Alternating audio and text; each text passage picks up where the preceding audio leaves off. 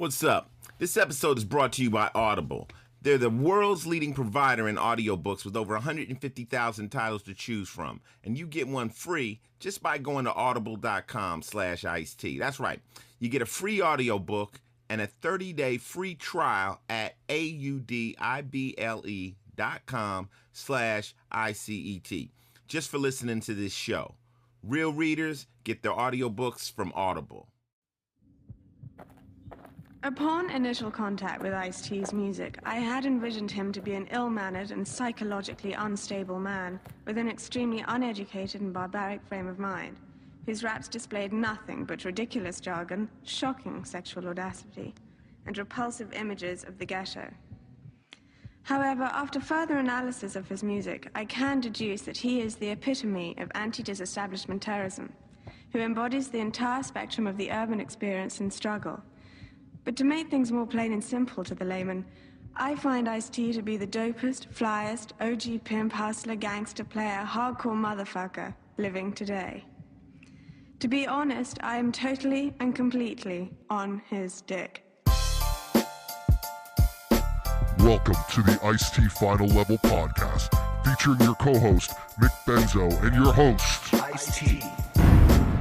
Hey, yo, what's up out there? This is episode 3 of the Final Level Podcast with Ice-T. And Mick Benzo right here, Ice-T Final Level 3rd episode podcast. If y'all tuned in right now, that means you heard the first and the second. Something like that. Correct? Somebody told you to get onto the podcast thing, but we're very excited. We're breaking new terrain, and we've been doing our research, and we found out that most of the people that are listening to this podcast have never even listened to a podcast before. I'm asking everybody that's a fan and a lover of this new podcast to tell a friend personally, all right? And also, if there's something you want us to talk about personally, why don't I give them the email? Let me give them the email. Spell it out, because that's everybody... That's ICEANDMICK@gmail.com. So that's Ice and Mick at gmail.com. Let me repeat that for my slow people. ICEANDMICK@gmail.com. I'm doing all kinds of things in my life, but I think the only thing I've done really out of the box recently was I did this thing for the books. I read an audio book. On Audible? Audible? Yeah, on our sponsor. On Audible, yeah, that's Audible.com. That's hot. And I went to their offices, and they said, Ice, we want you to read this book. Okay, they didn't tell me that this was a motherfucking Dungeons and Dragons book, okay? Now, those of y'all out there that don't know, Dungeons and Dragons is some of the most crazy, deep nerd shit ever invented. So every word you're saying is pretty much made up. Motherfuckers talk like Yoda. Outside I go, into the sun thereof, and out. What the fuck? How do you read this shit? So I'm trying to read it. Now I'm not gonna say I'm some literary expert that can read, right, some heavy shit. This shit is impossible to read, son. So the words, first you have to get the way it's spoken. Pronunciation. Now, when you read these books, you don't have to speak the words. So you make up the pronunciation in your head. But to actually verbally say these words, it's weird. Son, it took me 3.5 hours to read 25 pages. 3.5 hours. I'm only reading a short story. It's like 45 pages. I have to do it in 2 days. I walked in there like, oh, yeah, 40 pages, man. We got this, man. I got 3 hours. 2 days. I needed breaks. I needed water. The guy was in the other room coaching me. Don't worry, Ice. You can make it. You're doing really good. You're doing really good. He was saying, people have broken down, tried to read that stuff. And what's that for? So that it actually can be read back to people when it's on the audible.com? Yeah, with audiobooks, instead of reading the book, you download it, and every word in the book is spoken. Like, you can get my book, Ice, from South Central to Hollywood, and, you can get any book you want. They got every book. Right. And this ain't their commercial. This is just what an audiobook is. Right. And you can drive in your car and listen to a book. And considering the way music is right now, you're better off listening to a book. Yeah. Honestly, it's more entertaining. So when this thing comes out, I'll tell y'all when it comes out. And it'll be a treat just to watch me with my South Central educated ass trying to read some Dungeons and Dragons shit. It's still gonna be good. Talking about, I mean, oh my God. Talking about, what were we talking about? Pegasus and Pegasi, and that's horses with wings. Banking to the left. This motherfucker got a sword that talks to him and shit. This shit is crazy. Dungeon and Dragons. It's a story based on the Dungeons and Dragons type thing. The series, yeah, the series. Yeah, motherfuckers live in places that don't exist, and it comes with a map. My God, you know, it's something to look forward to when I finally finish this motherfucker. But I told my manager, I said, don't ever have me trying for to no do shit like that this no shit more. Is crazy. You know, let me read some porno or something. A sex It's easier. book. I know about that. It's almost like about 2, 3 in the afternoon, and you look tired. You look real tired, listen, bro. I went out last night. I went out with Kelly Giddish, my co-star in SVU. So what, you was drinking or something? That's Well, what you're trying to tell me? I don't really drink. And when I say I don't drink, that doesn't mean I'm afraid of liquor. It just means I don't consider myself a drinker. Like, I'm a sip it a couple times. This don't sound good, because the mayor out there, that mayor said he's not a crackhead, but he's smoking crack. Come on now. You're either drunk or you're not. Yeah. Well, I guess that maybe I'm a liquor crackhead, because I sip it a couple times and I sit it down. Okay, so you nursing the goddamn drink in your hand. One drink. You know, if you hand me like a cranberry vodka, I'll sip it, you know. But I'm not somebody that's got beer in my refrigerator or anything like that. I don't drink. So, I mean, I might have drank a champagne, you know, glass 2, maybe 3. You know what it could be? No, you know, it could be, wait a minute, you damn near over 50-something years old. Listen. All I got to say is that this morning I woke up, I felt like I was playing tackle football last night. You know what I'm saying? It's like the first thing that goes with age is recovery time. Mick, I used to be able to go out, party all night, get up early in the morning, and go right to work. I can remember when Cube and I did the movie Trespass, we literally would do the film. Our friends would wait on us to rap at night, take us out to the club, party with us all night, and drop us back on the set in the morning. We was partying that hard. Now it's like, damn, man, was I in a car accident? The hell, you was 15? Because you can't do it now. You can't even get out the bed after a few drinks. I got Red Bull.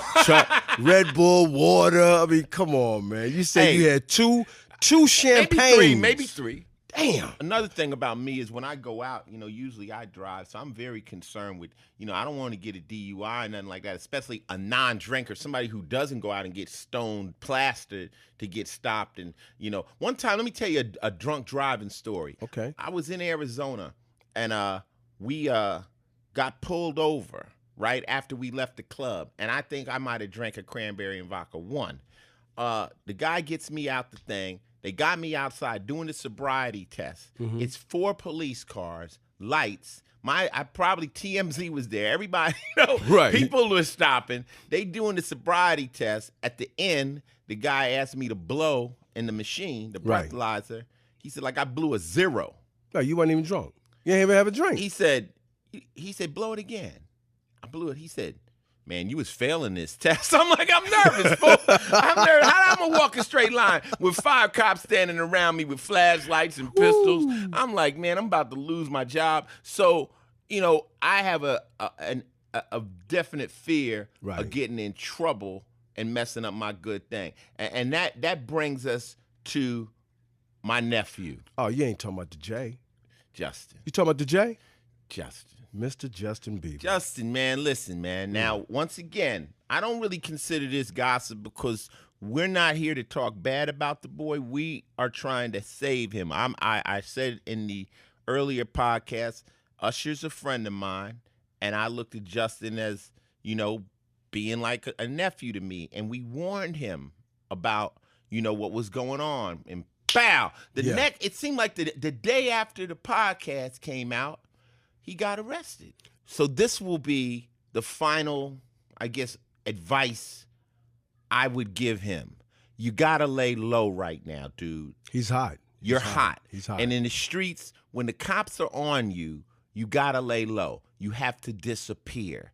This is just serious business. You know, I don't want to see this kid go under and get caught in the system and get deported or nothing. I told the same advice to my homie Busta Rhymes. Real talk. But it was a time when the cops was busting bus every day for some bullshit. They was catching him. One day, they laid outside. His name is Buster Busto. Right. They laid outside his house, and he moved his car from one side of the street to the other side of the street for parking because of the street sweeper, and they busted him. They caught him that quick. What does that mean? That means they watching you. Right. But Justin Bieber, man, they on you like a cheap suit, man. Slow down. You're getting a lot of press. It's not they don't good. like it. They don't like it. You know, I think that the same thing used to happen to, Miss Paris Hilton. Am I correct? Paris Hilton, she was hot. She was hot as hell. She went to jail. All of a sudden, you don't see Paris in the press that much anymore. She pulled back, pumped her brakes, like we said.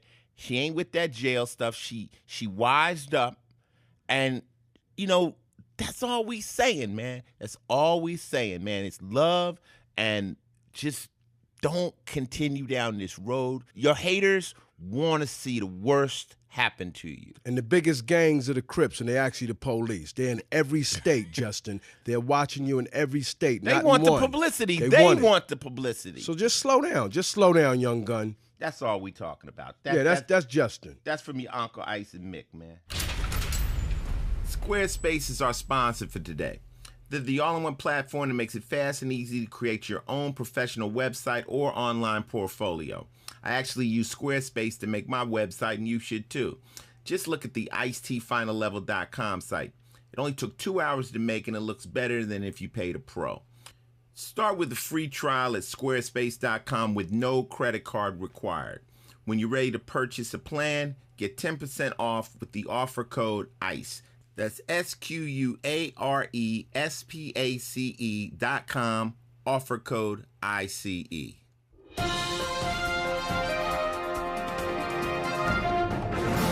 This is news with Ice-T. What's happening in the news, man? Well, I think we should touch on, the government, U.S. government working with the cartel, keeping the drug laws, keeping the drugs coming over there to the U.S. Whoa. Are you crazy? I ain't talking about no Mexican. Oh. Are you talking about the Mexican cartel? Yeah. The ones that put people in canisters and boil them and all that? I think that's the end of that story. I think that one is not going to happen. We're not going to talk about the Mexican cartel on this show. I like my head connected to my shoulders. I don't give a fuck about that anyway. I'm not going there. You crazy? What's that? Oh, the EPA. Now you heard the story about this guy. He's working with the EPA, but basically he told his employers that he worked for the CIA. He taking days off. This is not something I haven't heard before. Because Coco had a girlfriend, and her boyfriend got busted. This guy she was messing with, he got busted running around with a bunch of chicks. And in order to make good with her, when she busted him cold, he said, "Look, sweetheart, I got to tell you something. I might have to kill you afterwards, but I work for the CIA." I'm like, what? I mean, that's got to be the best lie or most outrageous lie any cheating ass dude could ever run on a girl. Like, yeah, I'm a spy. And all them girls you see me kissing, those were operatives. And those are connections. Hey, that's a good damn story, though. Yeah, well, this guy basically from the EPA, he's running some CIA scam, and he got cracked, and they sending him to jail. He gonna get something. You're going to get some time, man. That's cold. I always ran by the theory that there's two things people don't say they in. One is the mob, and the other is the CIA. Those are two organizations people don't say they're in. They don't disclose that. And that was news. This segment is TV. You was watching something, Beverly Hills Cops or something? No, the Hollywood Hillbillies. The Hollywood Hillbillies. What the hell is that? That's my favorite show. That's a cartoon? No, it's a show on TV. It's new. It's a reality show. It's about a kid who got a whole bunch of hits on YouTube, and then he has a manager from Hollywood that decides he wants to make him a star. The kid comes to Hollywood with his family. He's got his aunt. He got her boyfriend. He got his grandma. Got a friend of the family, like an uncle. It's just bananas. So they come kind of like the Beverly Hillbillies to Hollywood, but the whole show's about this grandmother. The grandmother is so gangster, you can't take her eyes off her. And I was a fan of Honey Boo Boo Child, which I still am. But, you know, when you watch Honey Boo Boo, you might think she's getting exploited. She's a kid. She doesn't really know what she's doing, even though she's wild as hell and funny. And the mom's is funny. But this one is hilarious. There's this one scene where the aunt is out on the street and her man is sitting on the bus stop, so she puts her titty on his head. So she got these big titties. She sits a big ass, like 5-pound sack of potatoes on this dude's head so it don't And get that's sunburned. Hollywood Hillbillies. DVR it, man. Oh, man. DVR. I got to see that. I got to see that And one. it's not funny in a bad way because grandma is so gangster that you got to ride with her. She checks his manager right off the top. She tells him, I don't like you. Why do you deserve this money? She walks into his office. She says, who's that picture? They go, that's Jimi Hendrix. You know Jimi Hendrix. Yeah, he's dead. I want to see somebody alive. Oh, man. I want to see somebody he's managing alive, not nobody. Wow. Hollywood Hillbillies. I advise you to go check that out. And that was television. This is Final Level, and let's talk movies. Now, I'm going to tell you right out the gate, I've been wanting to see this movie. I finally got to see it, Wolf of Wall Street. Bananas. I advise it. You got to go see this one, Mickey. You don't go see all the movies I tell you to. Right. This is Leonardo DiCaprio, and it's talk about the wild stuff that goes down in Wall Street, you know, and you know, we know there's corruption down there, but you don't even believe how crazy this movie gets. Leonardo DiCaprio, we talk about Ice-T's favorite actors. He's definitely one of my favorite actors. I told you I love Brad Pitt. Leonardo is dope. He got a lot of haters. Oh, Leonardo this. Did you see Titanic? This I boy saw is that. bad. That was Did you dope. see That Blood was dope. Diamond? Yes, I did. This dude, did you see The Departed? Yeah. I mean, this dude is not a game, man. Leonardo DiCaprio can act his ass off. Did you see The Django? Oh, shit. Yeah, Leonardo's, he's the business. So, I mean, I like a lot of actors. I'm a Harvey Keitel fan. I'm a Denzel Washington fan. I have my own actors that I really admire, but this movie was crazy. Dope.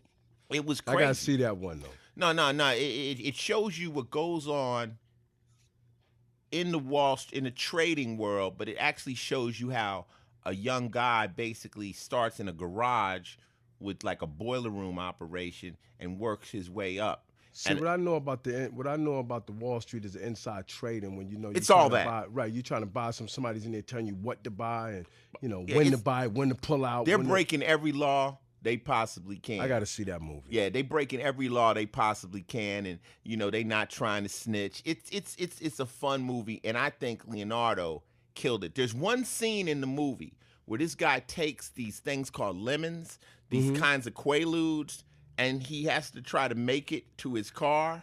It's possibly one of the funniest scenes you ever going to see in film because the drugs hit him, and he's trying to make it out of this country club. He couldn't move it. It's hilarious. I got to see that one. Wolf of Wall Street, that's our recommendation, and that was movies. So let's talk about audiobooks for a second. With the sorry state of radio and music industry nowadays, I have to look for different stuff to keep me entertained. Yet it's not like I can read a book while I'm driving. Thankfully, I got Audible. Audible is the world's leading provider for audiobooks with over 150,000 titles on their site. That even includes my autobiography, Ice, a memoir of gangster life and redemption, and Pimp by Iceberg Slim. Also, you'll soon be able to download the upcoming book of me reading Dungeons and Dragons. Imagine that. You can listen to your favorite audiobooks and comedy albums on any device, your computer, tablet, Android device, or iPhone. Someone actually asked me the other day, Ice, what if I like to read on my Kindle too? Well, player, Audible has got you. WhisperSync lets you switch devices and save your bookmarks, picking up where you left off each time so you don't miss a word. It even lets you switch between listening and reading and then go back and forth between your Kindle and the audiobook without losing your place. And also don't forget, if you order an audiobook from Audible and decide early on that it sucks, you can call them up and they'll let you swap it out for another book free of charge. Now that's the business. For a free audiobook and 30-day trial, go to audible.com/iced. That's AUDIBLE.com/ICET. you'll be saving money and helping to keep the podcast free. Thanks again to Audible.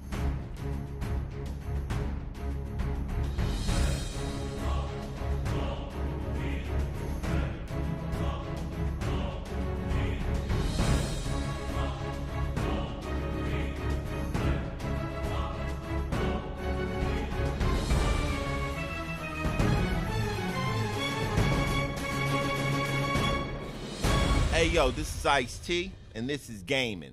Now, here's the funny thing about playing the game. Like, I'm playing the game, so Coco's in here, and she'll be on the phone with somebody. And then they'll hear me in the back. Motherfucker! Die, motherfucker! Bitch-ass mother... piece of shit. Now, I'm not yelling this through the mic. They think you talking to your wife. They like, are you okay? Should I dial 911 for you, Coco? Is everything okay? And they hearing bombs and shit going off. And she's like, you know, and being a gamer's wife, Coco knows how to do things like dive roll in front of the TV set, like, you know, get out the way. Don't walk when I'm gaming. And the worst thing that anybody can do when you're in the room with a real live gamer is kick out the plug to the console. Shit. Oh my! I bet the gamers know about that. And here's another last thing. I used to have this thing I used to do on certain games where I would play the campaigns, and some of the campaigns are so difficult that you are losing your mind trying to get past different levels. I'm gonna let y'all use your imagination. I used to do this thing called the D dance, the dick dance. I would be so happy that I would pass a thing. I would jump up, pull my dick out, and just that's the D dance and on dance gaming. around. And that means I beat that goddamn level. It's time to do the dick dance. See, that's why we can't be doing this show where y'all can see us, because he may be into a game. And listen, I don't think you want to see the D dance. I'm doing the dick dance if you over, nigga. I do this in the privacy of my home. Oh, shit, see? Yo, and that was Games at the Final Level Podcast.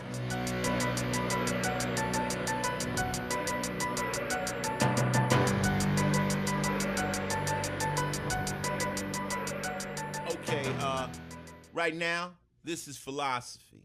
One of my favorite quotes, you know, that I came up with is don't let the things you want make you forget and not appreciate the wonderful things you have. And I think a lot of times in our life, we go off and there's so many things we want. You want this new car, or you want this, you want that, and you're not taking time to really look at your health, at your family, at the beautiful things you have. And a lot of my philosophy is based on perspective. And when I came out of South Central and we went on tour, I would take guys from the hood across country. You know, they looking this way, they have their views, but this was the first time they ever saw poor white people.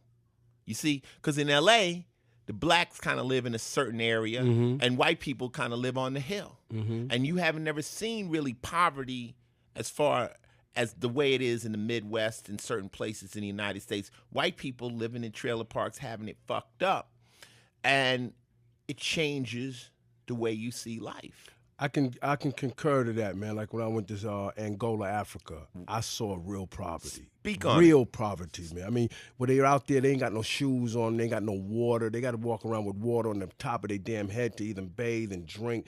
And I physically was like, I must be living great in the United States compared to what they're going through. So why am I complaining? When I got back, I said, there's no reason for me to complain no more. When I see that there's worse off people than we are, and we sit here and complain. But we all go into these modes where we want something more than what we have, and we're not happy. Well, today's philosophy is don't let the things you want make you forget and not appreciate the wonderful things you have. And that was philosophy.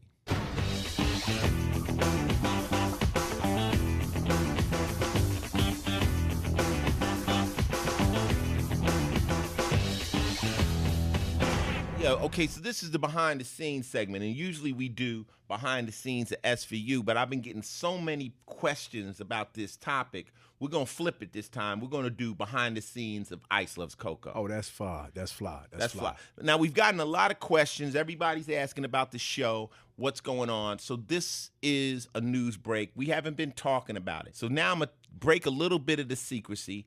We stopped the Ice Loves Coco show to move to another show. We have another show in the works with Ryan Seacrest. I can't really tell you what the show is totally, but it's, well, let's say it's more of a talk show setting. That's all I can say right now. But the reason we cut the Ice Loves Coco show is because reality TV, you can only do so much with reality TV. When you're doing reality television, you know, at some point you start to loop. You know, people that watch Ice Loves Coco, you get it. I play video games. I eat sausage sandwiches. Max and Spartacus are running around the house. Coco has a lot of ideas, and we, you know, and Ice Loves Coco was originally created to mimic I Love Lucy? I Love Lucy. Okay. So let me tell you the story about Ice Loves Coco, how it started. When they first came at us, they said, Ice-T, we want you to do this reality show with Coco. What do you think about it? I'm like, no. Absolutely. No way I'm doing no reality show. I think reality shows suck. That's corny to me. I ain't doing it. So they were like, well, look, you know, we'll do it your way. We just want to, you know, people, you and Coco are kind of mysterious. People want to know. I'm like, yeah, but, you know, that's my business. I'm not really with it. So they continued to talk to me. Finally, they got to the point where they were like, let us just shoot a pilot. If we shoot a pilot on the show and you don't like it, we'll walk away. You know, now I was like, all right. This will help my wife, but I'm not doing no buffoonery, man. I ain't doing no dumb shit. We don't throw drinks in each other's faces. We don't flip tables over. We know at that time Jersey Shore was on. We not doing that shit. No. Fuck that. That's whack. So we did the pilot, and they came back. They said, y'all funny. I'm like, yeah, I'm a funny motherfucker, man. My house ain't wild. My house is kind of normal, you know? And they said, well, we can shoot this. And I'm like, will people watch? They say, yeah. Shit, you know. Yeah, they watch. So we did the show, and we had incredible seasons. You know, people got to meet Soul G. They got to meet you, Mickey. Yep. They got to meet Mark Live. All of us. And without doing the show 3 seasons, no arguments, no fights, no disrespecting each other. And it was a hit. And people didn't think you could do reality shows that were positive. Exactly. But here comes the problem. After you do the show for a period of time, you kind of run out of new things to do. So the producers will start saying, well, let's put Ice on a horse. Oh, good. Or maybe, you know, and we had done pretty much everything we could do. So me being in the business 25 years, I'm like, you know what? Let's switch reels. You know, while we're hot, let's go to something new before you fizzle out. Now, there are other people in the reality world that'll do anything. Yeah. To stay on TV. World. To stay on that TV. Stunts. Yeah. Crazy shit. I'm not doing that. Fuck that. I mean, first off, I don't need the money from reality TV. I got a good job. So it's like, if it works, it works. So now we've got another theory. People love this podcast, the new show. I can't say the name. This is just how business goes. So you telling our podcast listeners right now, they're going to see an Ice Loves Coco new show somewhere on TV. We have done a deal with Ryan Seacrest Productions to put a new show out. That's good news. I think trying to use your life to entertain people is a slippery slope. Because I don't care who you are, your life becomes boring at sometimes. You know, sometimes you just want to you just want a bowl of cereal, man. Yeah, a nice Captain Crunch or something. You just want a bowl of cereal. Now you got cameras and they looking at you, and you feel the need to be entertaining, and before you know it, you're doing dumb shit you normally wouldn't do. Right, but that doesn't happen around here. That was inside Ice Loves Coco. Look, your website is important. It's the world's first impression of you, your business, and your passions in life. Now, because of Squarespace, everyone can make their website look like $1 million. It's easy to use, and it's fun, and anyone can do it.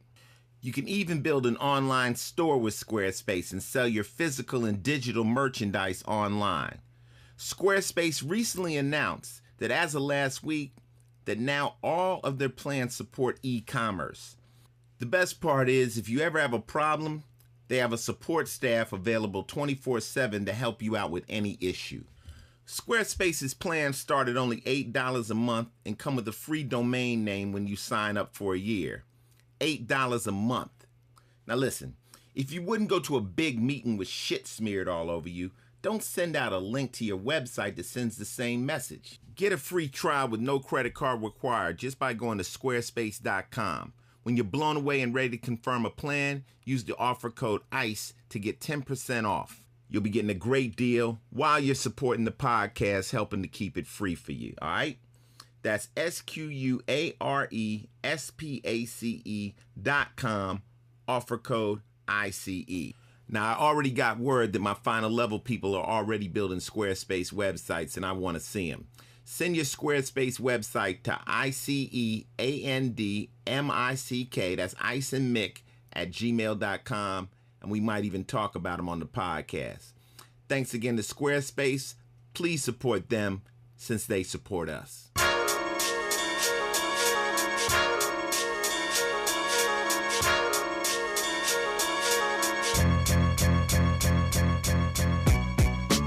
Hey, yo, this is Ice-T, and right now this is the music segment. You know, Ice, I saw a concert in New York City. They had like Big Daddy Kane, Biz Markie, Brand Nubians, Naughty by Nature, Rakim, DMX. It's called the Masters of Ceremony. I wanted to go to that. That was at Radio City, right? Yeah, Radio City Music Hall, right? What I realize is what that tour, that classic hip hop really, really works. Right. So me looking at that and thinking about what you personally had did for hip-hop community, the art of rap, I'm trying to get together this art of rap tour, man. I think that would work so lovely for the audience because it has a brand, it has a purpose, and with music, it's better to see people perform than record because you get more in debt with them. And with classic hip-hop, it literally brings blacks and whites together in one little venue having a great time. What they did there, the art of rap tour should be taken You know, on. most of the times people make music, you make it with the intention of performing it. You know, you don't make it and just say, okay, cool. When you're making it, you're saying, I can't wait to do this on the stage. And I heard about that concert. I was working. As usual. I wanted to go, but I mean, the hip hop that I got in the art of rap, I mean, they call that now, LL called it the golden era of hip hop. Classic hip hop, not old school. It's classic hip hop. And it was about the show. And I think the difference in then and now is, you know, back then you had to have a show before you made the record. You would go out and perform, and then you would get a record. Now you do the record first and then try to figure out how to perform. Right. And, you know, we had to actually have a stage show. You know, my touring partners were Public Enemy, and we went all the way around the world over and over again. A lot of people saw us out there, and live performance is, you know, what it all comes down to.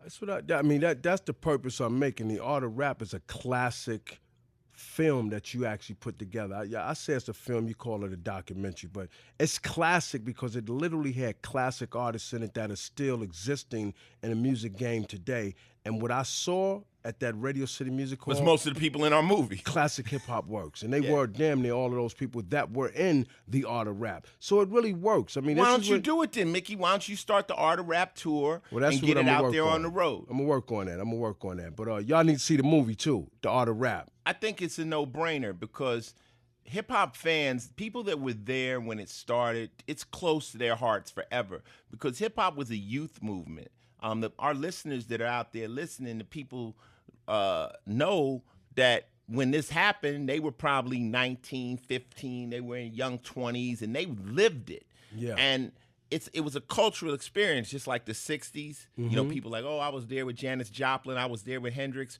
Well, if you were there with Run DMC and Slick Rick and Ice-T and NWA, you'll never forget it. It was a moment where a culture was born with the rapping, the graffiti, the way we dress, the way we talk. It's funny now, I'm watching the news, the guy goes, oh yeah, news 24/7.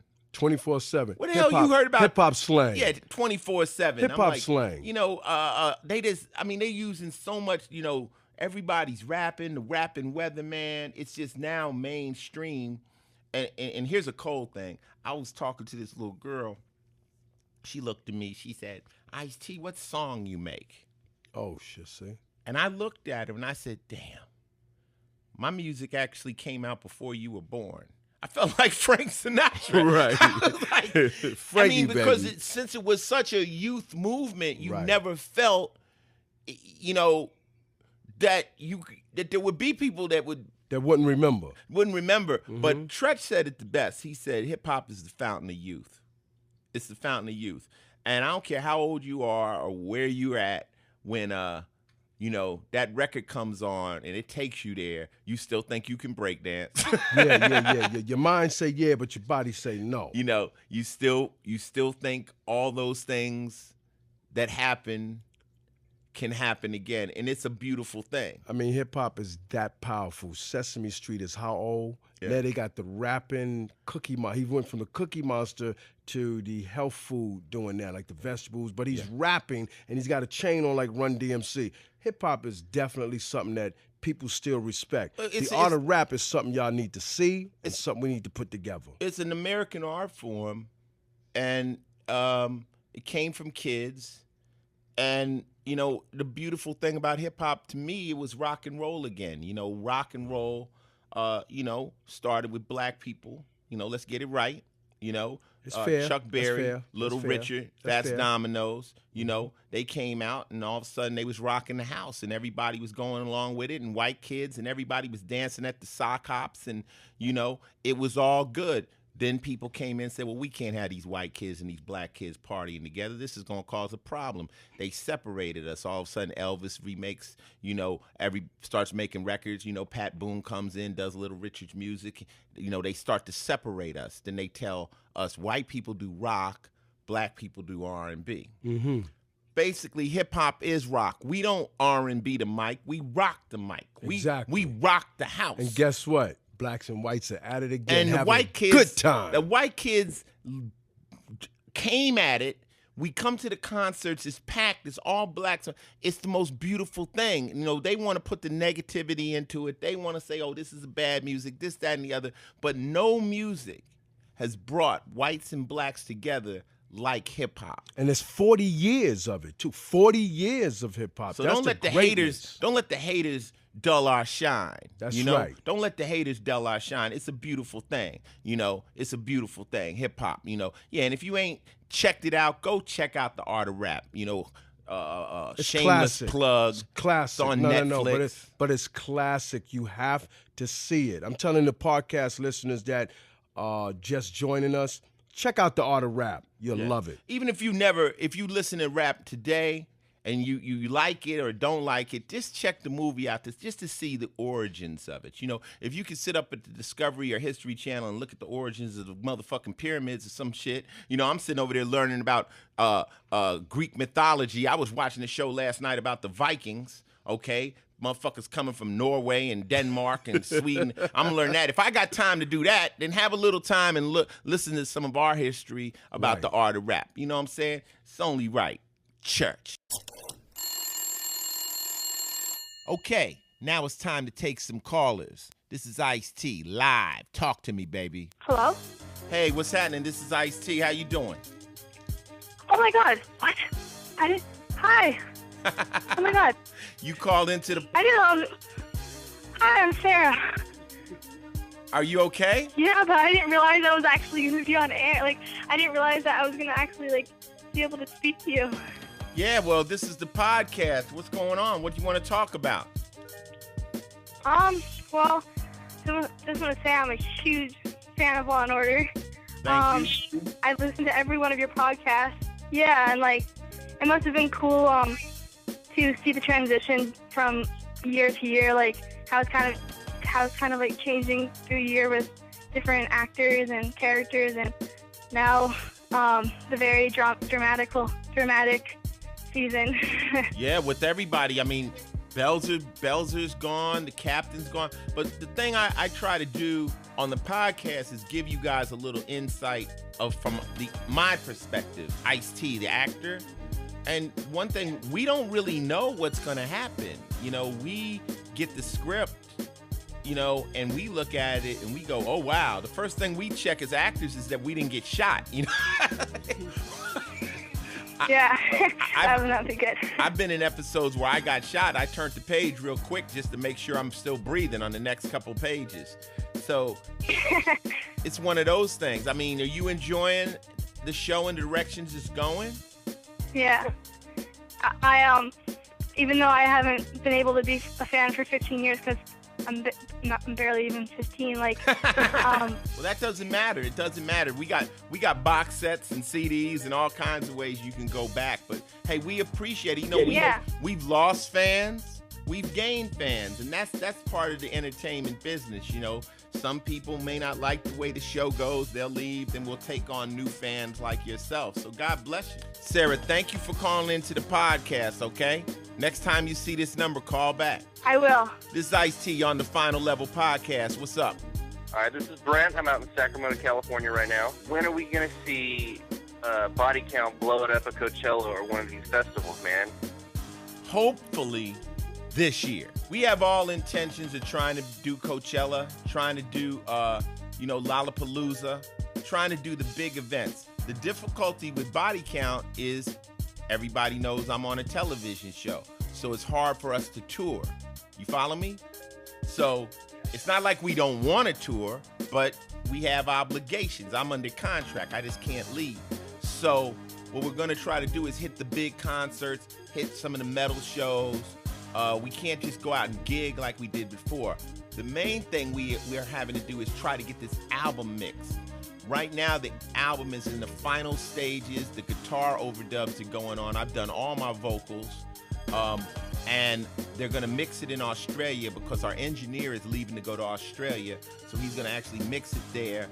And we're going to try to get this record set up so that we can start touring and doing shows in the May, June, July, August, September, right in that area.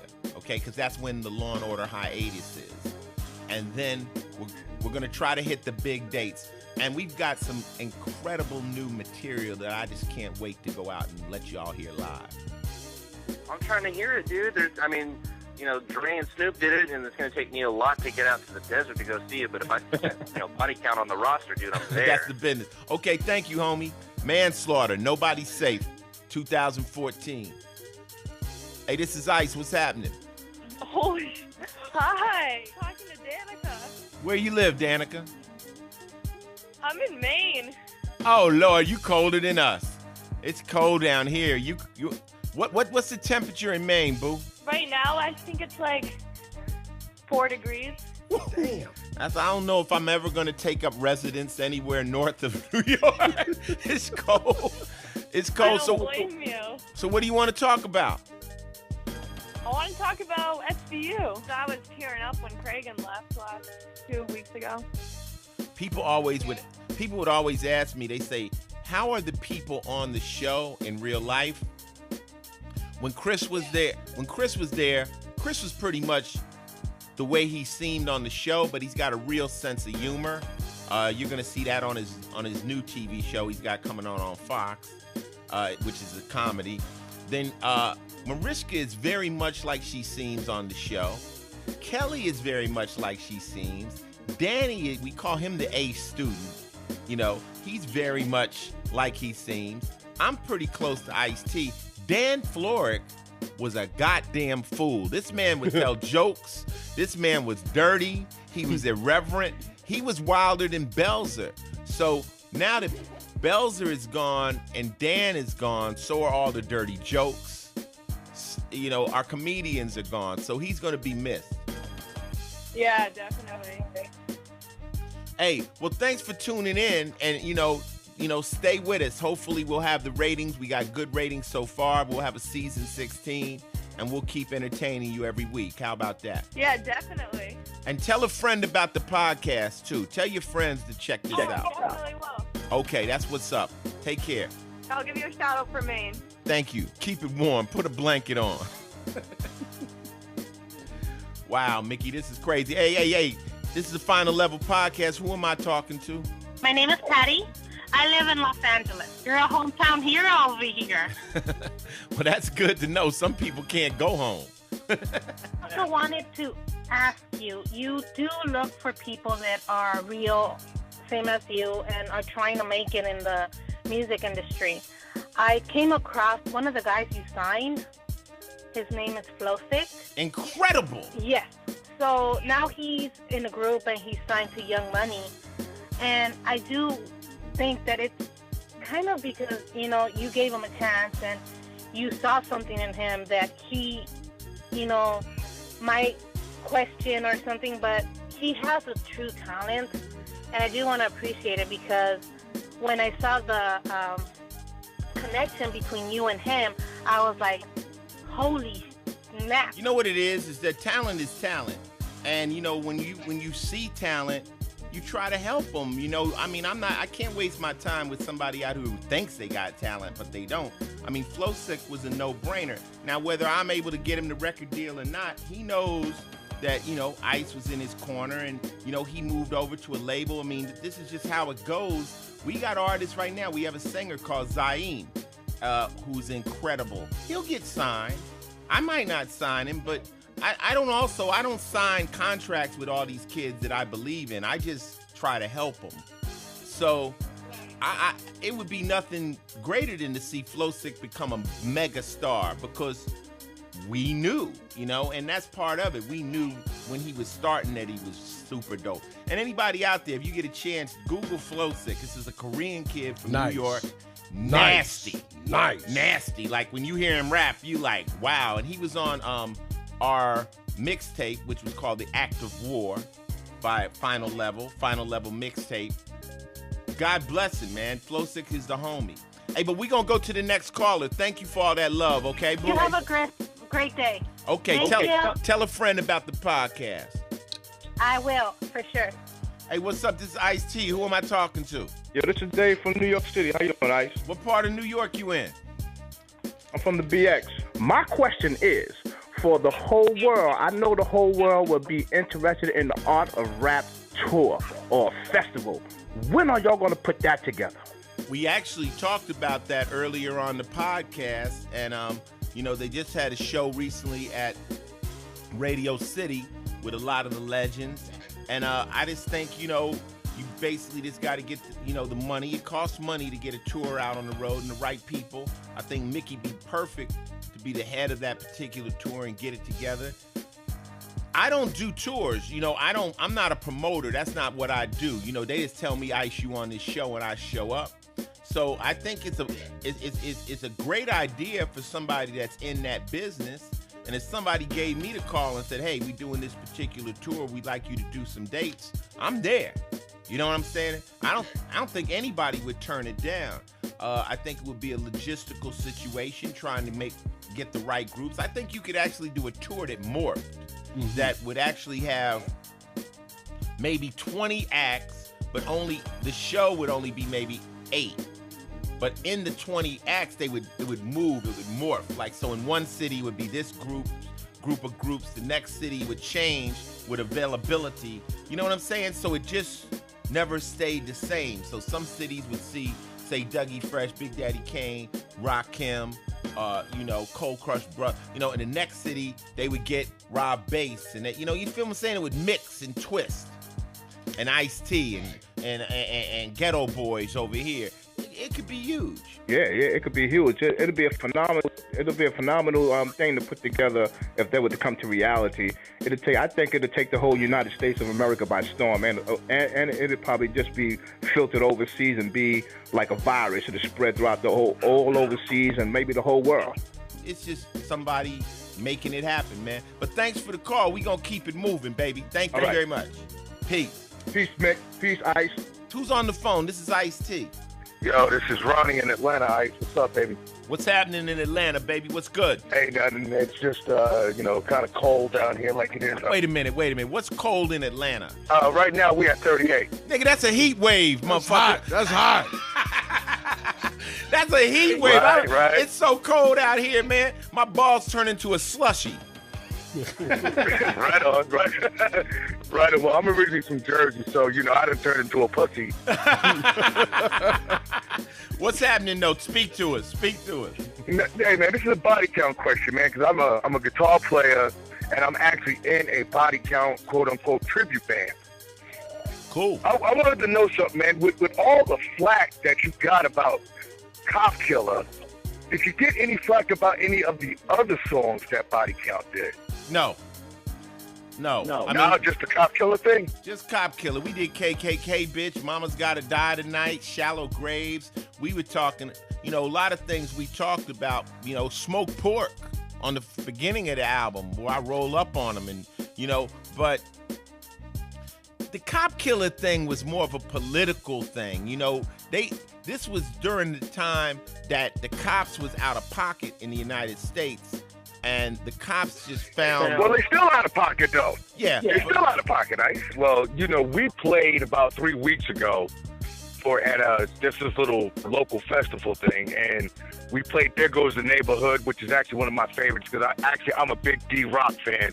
Rest in peace. Right. D-Rock, one of the tightest rhythm players that ever played the instrument, but him and Ernie never really got their due, and I kind of keep the flag going with them. You know what I'm saying? Right. But it's the whole thing. When we played Cop Killer, they had a cop. It was at a dive bar, and they had a cop working the door. Right? So I get done, and the guy comes up. He's like, "I didn't appreciate that shit." I said, "Well, maybe the song was for you." Hey, you know what? I did another song. It's called Freedom of Speech. Just watch what you say. You play Cop Killer at your own risk, dog. You got to know that. Oh, yeah. They can get mad, and they have the right to get mad, and, you could come out and get arrested, or they could come out. It's one of those, it's a very toxic record, to say the least. Right. So. Right. But, it was like, I thought it was funny because he was like really upset. I'm like, what are you going to do? Violate my rights? Bro, I said, needless to say, we won't be back at that dive bar anymore to play. Yeah, So. I mean, honestly, I'm going to tell you the truth. I mean, being an all-black band, we actually walked into some bars that they wanted us to play, and I was like, you know what? We might not get out of this motherfucker, let's just pass and keep the bus rolling. The ones you get to that got the chicken wire in front of the stage, and like it's a strip club too, and it's the guy that owns his wife is dancing like on a kitchen table. Them kind of jump off. In Atlanta, that's called Castaways. Yeah, I ain't performing here, man. I got to think about it. But yeah, right. You can't get mad if the cops get mad. I mean, that song is a hard song, So, like I said, freedom of speech. Just watch what you say. Oh, of course, bro, of course. And one more question before I go, Ice. What was your most memorable Body Count show live that you just was like, yeah? Milan, Italy. No, that was almost dying. We used to play at this place in Germany that I called the Thunderdome. And the reason we called it the Thunderdome, it was a long, I don't know the name of the venue, but it's a long hall about the width of the stage. It's got a really big stage. And then on the side, it had 3 levels of balconies. Not one balcony, but another balcony, and then another balcony. You follow me? And it would be packed. Right. So when you would stand on the middle, you look up, and it was fans like leaning in. It felt like you were in the Thunderdome. And man, that place would rock. That place would rock. And we would always sell that place out. And you could, I had so much control over that stage that I could make the crowd get so quiet you could hear a pin drop. And then I could just say one word and that place would just erupt. And I always loved playing there.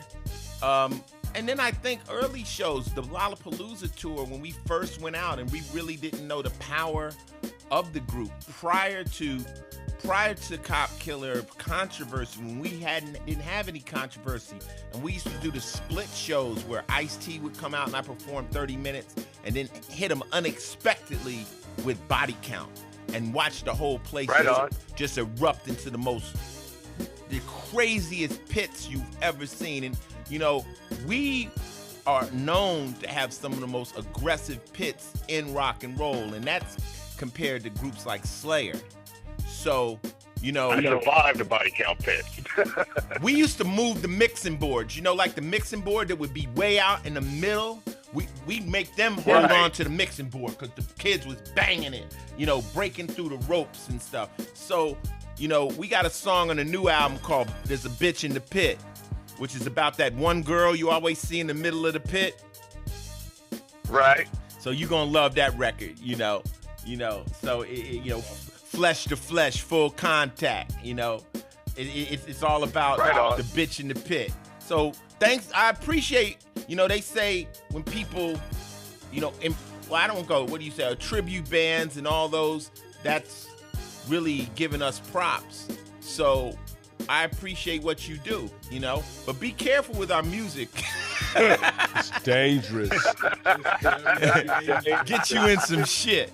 Well, Ice, you know what I'm saying? It's like, it's all, at the end of the day, it's entertainment, you know what I'm saying? When, like, we did a show around the time of that Trayvon Martin, and we played On With the Body Count, and the whole black, white, Latino, Asian, everybody was digging it, and when we went to Cop Killer, because we wasn't going to play it that night, we was like, nah, this might not be cool, and it was like, nah, we're going to play it. Now, you got a band full of brothers going out here talking about fuck the police, and to see brothers, Latinos, white folks saying it together and no bullshit pop off, that felt good to me. You know, it's, you know, I tried it, I didn't make it. I got a day job at night. Hey, we want to play here. Why not? I play. $50, $100, whatever. It's all about getting it out. You know what I'm saying? And that's why I respect you as an artist and as a man. I follow you on Twitter. I read your book. You know what I'm saying? And you spit a lot of real shit that has helped me as a man, or better myself as a man, I should say. You know what? I would hope if you're a tribute band that you really believe what the songs are about. You know, you don't want to just go out there and mimic us.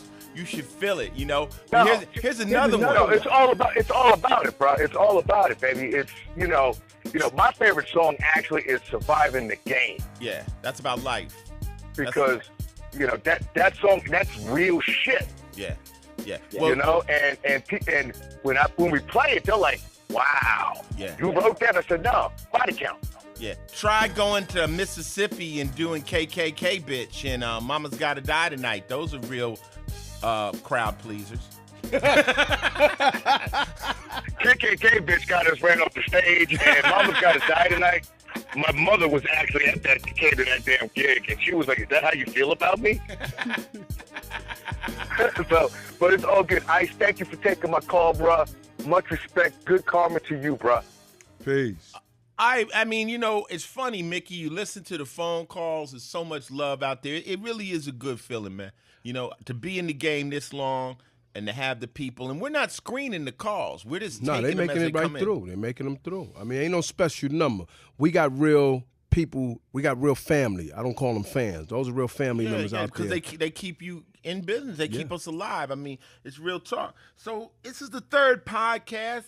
You know, at this point, we usually tell you any little personal things we got going. I mean, I know you have your event coming up. Yeah, I got to tell them about February 14, 2014. It's going to take place in New York City and 42nd Street at a spot called BB King's.